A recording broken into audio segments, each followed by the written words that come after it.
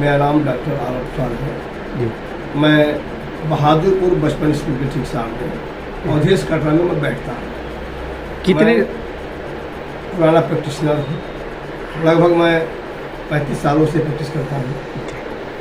Sir बात की जाए जिस तरह आपकी जनपद में छवि है, आप लगातार हर वर्ग के लोगों को सेवा देते हैं, हर तबके के लोगों को आप सहारा देते हैं, तो आखिर आपको प्रेरणा कहाँ से मिलती है? आप लगातार 35 साल बलिया में आप कैसे गुजारे और कैसे कैसे लोगों की सेवा किया, और सेवा करने का क्या उद्देश्य रहा?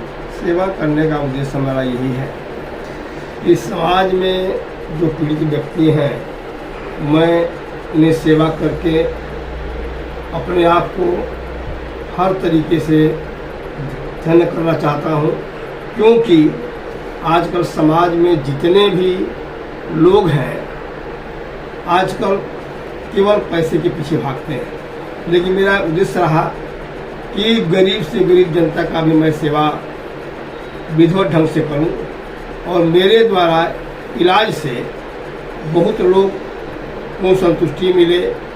मेरा मेन उद्देश्य है जनहित में मेरा ऐसा विचार रहे कि मैं लोगों की सेवा करने में किसी प्रकार का कोई त्रुटि न करूं, और मेरा सेवा आज इस मुकाम पर पहुंचा है कि मैं जो भी आज मन से सेवा देता हूं, हमें पूरी तरह से सफलता प्राप्त है।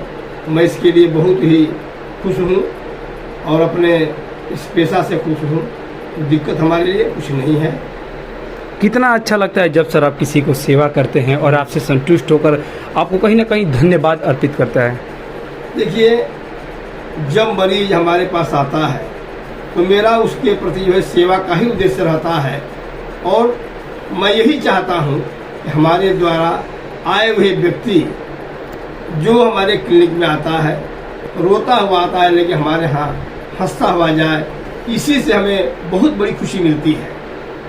लेकिन सर बलिया क्षेत्र में जिस तरह बात की जाए, आपको लोग एक भगवान भी मानते हैं, कहते हैं कि ये कैसे भगवान है, हम लोग वहाँ पे जाते हैं तो चमत्कार हो जाता है। कहीं ना कहीं जो भी हम लोग की समस्या होता है कुछ मिनटों में ही ठीक कर देते हैं, ये कैसे सर आप करते हैं? देखिए, ये सब ईश्वर की कृपा है। डॉक्टर को भगवान का रूप कहा गया जरूर, लेकिन वो डॉक्टर जो है एक तरीके से ईश्वर का प्रतिनिधि है। उसको भगवान कहना केवल प्रतिनिधि के रूप में ही देखा जा सकता है, भगवान तो हो ही नहीं सकता। लेकिन अपनी गुणवत्ता से, अपने कर्मों से जो रोगी को सेवा देता है, उससे संतुष्ट होकर वह भगवान की सेवा ही मान लेता है। लेकिन सर बात करेंगे कि जिस तरह कोरोना काल के बाद, कोरोना काल में हम लोगों ने भी देखा कुछ डॉक्टर के नाम पर हैवानियत के रूप धारण कर लिए थे, केवल गरीबों को चूसना हुआ, किसी को पीड़ा देना। तो क्या ऐसे डॉक्टरों को आप क्या संदेश देंगे? कुछ डॉक्टर रहते थे कि अपने निस्वार्थ भाव से लोगों को बचाने में लग गए थे, तो कुछ डॉक्टर ऐसे थे कि कालाबाजारी में लग गए थे।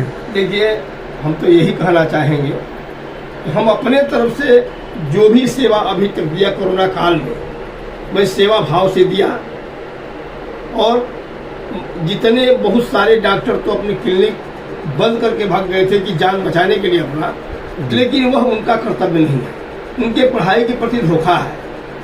यह धोखा कभी नहीं होना चाहिए कि कोई पेशेंट हमारे यहाँ आता है उसका जो हम इलाज ढंग से न करें, तो ये जो है बहुत शर्म की बात है। रही बात कि मरना और जीना किसी के हाथ में नहीं है, ये सब विधाता के हाथ में है। कहा गया है कि सबसे बड़ा धर्म है जो दूसरे की पीड़ा को समझता है, उससे बड़ा कोई धर्म नहीं हो सकता। अभी जो हमारे रामायणों में वर्णन है, जो महात्माओं ने वर्णन किया कि परहित धर्म सरस नहीं भाई, पर पीड़ा समझ भाई। अगर जो आप दूसरे की पीड़ा को समझते हैं तो उससे बड़ा धर्म कुछ हो ही नहीं सकता।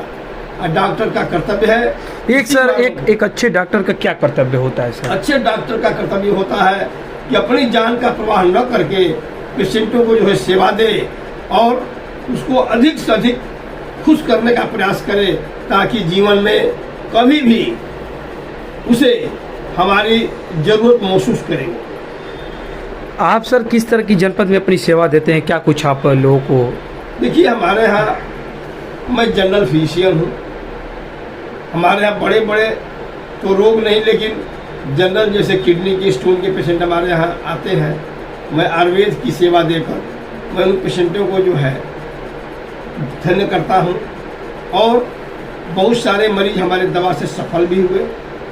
और इस तरह जनरल जो आजकल मौसम का बदलना है या जो भी कुछ हो रहा है, यह इन दवाओं की सेवा देकर हम अपने आप को बड़ा अच्छा समझते हैं कि हमें सेवा देनी चाहिए।